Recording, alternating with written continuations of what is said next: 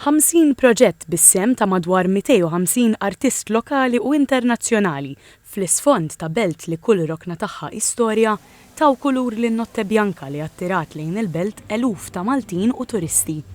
Hija parti mill-kalendarju Malti, ġifieri ma jistax ikun li Notte Bianca ma ssirx matul is-sena. We are from Germany and we want to see a nice, interesting music in the city and love the flair here, the weather, and it's fantastic. Oh, I live here since April and I love Malta. We are from Italy. This white night is very exciting. We are just arrived, but the atmosphere is so cool. Grazie Malta! Inizjattiva partikolari din is-sena kienet li l-pubbliku jista' jsegwi li r-restawraturi jaħdmu fuq wieħed mill-akbar proġetti ta' restawr fil-belt bħalissa, il-Knisja tal-Ġiżwiti. Dik il-knisja qed tinqala mill-qiegħ u għalhekk se jkollna okkażjoni biex wieħed jara kif tiġi restawrata pittura aw esibizzjoni ta' xogħlijiet kollha li qed isiru inkluż ta' postijiet li ma nistgħux indaħħlu n-nies fihom.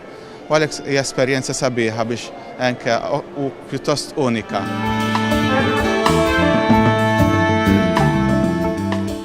Fost l-elementi ta' mużika, il-band Blue Tangerine, komposta minn Maltin u Franċiżi li jużaw stili differenti biex joħolqu mużika oriġinali u għall-okkażjoni ppreżentaw lill-pubbliku xogħol ġdid. Yes, well, it's our first time in Notte Bianca, so we're really very excited.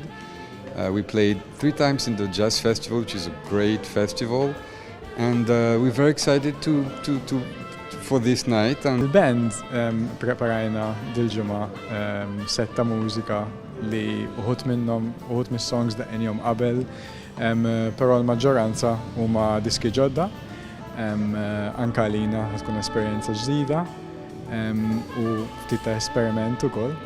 Din il-lejla vetrina l-kultura Maltija fil-kapitali torganizza Festivals Malta. Il-Ministru għall-Wirt Nazzjonali, l-Arti u l-Gvern Lokali Owen Bonnici irringrazzja lil din l-Aġenzija biex darba f'sena tittella din il-festa li tiġbed tant nies lejn il-belt. Għas-Segretarju Parlamentari Alison Zerafa Civelli dawn jikkonfermaw l-importanza tas-settur kreattiv fl-iżvilupp tal-komunità.